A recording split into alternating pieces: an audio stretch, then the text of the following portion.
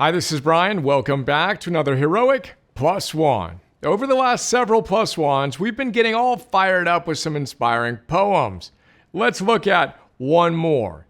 This one is from Muhammad Ali's fantastic autobiography, The Soul of a Butterfly. It's called A Recipe for a Good Life. Muhammad Ali tells us, and I quote, "Here's my suggestion.